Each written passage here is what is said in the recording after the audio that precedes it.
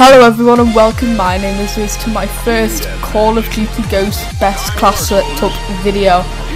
This will be starting a series where I'll just tell you about my favourite class in Call of Duty Ghost basically, and what perks, attachments and either lethal, secondary or tacticals I like to use on the weapon.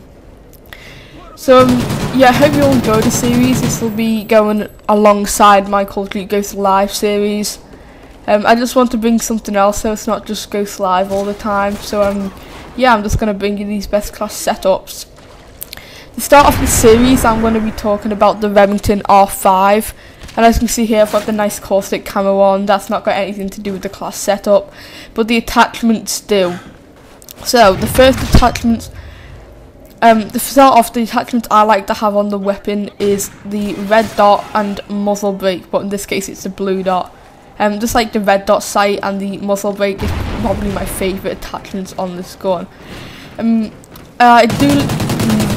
not really that big of a fan of the Remington sights, so I use a red dot on every single. If I ever use the Remington, I will always have a red dot on it. May not always use a muzzle brake, but I've decided this is my favourite class for the gun. So if I just talk about the attachments a bit more, I do like to use, as I said, red dot because I do not like the iron sights. If you can get used to it, I would recommend either swapping the red dot out for the possibly foregrip, but I don't think it's necessary as it has very little recoil because it's slow fire rate. I would then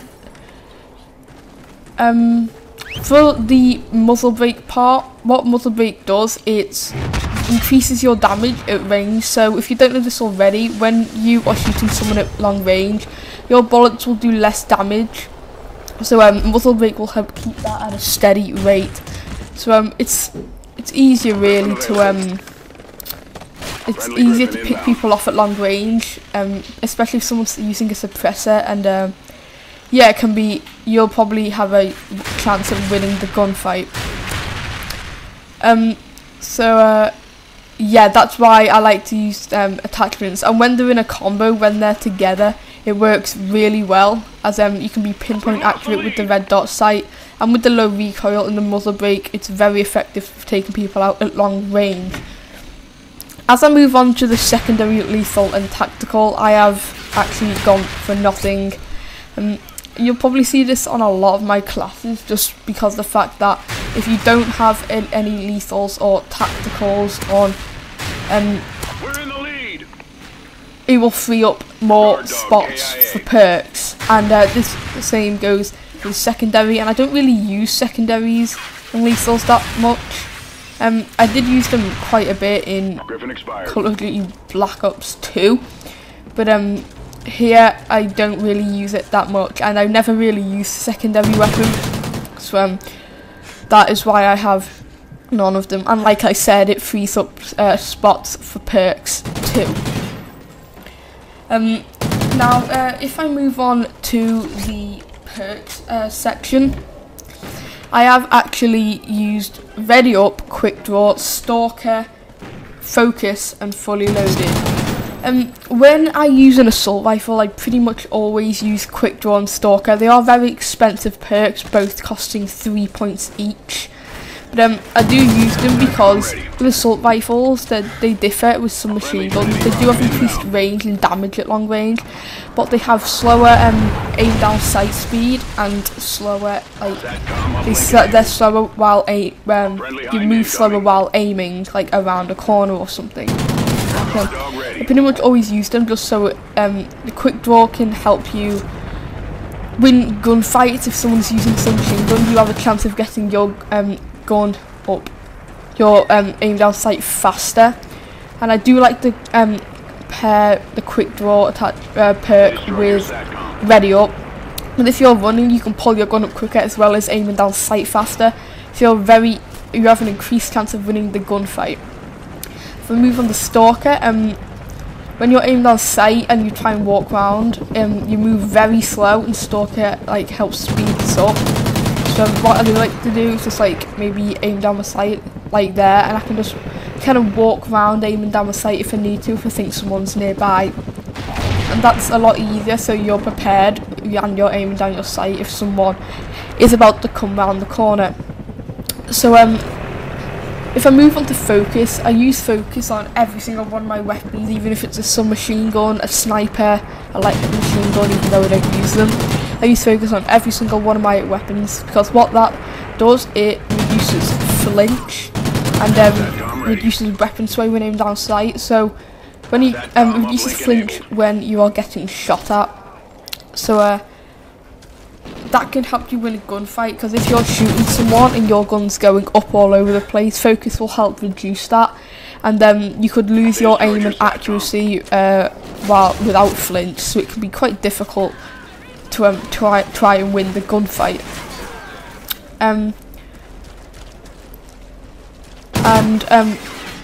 As I move on to my last perk, which is fully loaded, I like to use fully loaded over scavenger, because what fully loaded basically does, you start off with the maximum ammo capacity that you can have basically, and in this case it is 144 bullets outside the clip and 24 inside the clip for my Remington. That can be very handy, as I don't have to really worry about finding ammo, worry about having to get another gun, so that's why I do like to do that. Also, people might prefer scavenger to fully loaded, just because you can basically just go around picking up a ton of ammo, where fully loaded you can't really like go around picking up scavenger packs. But I just prefer fully loaded, just because it's easier to get to.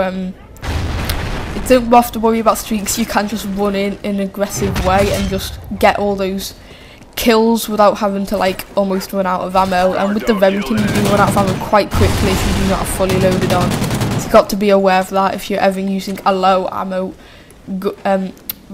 capacity gun.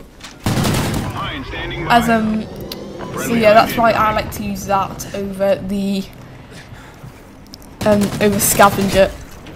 So as I move on to my kill streaks, as you can see in the bottom right hand corner, in this game I am using the Satcom Guard Dog and Battle Hind.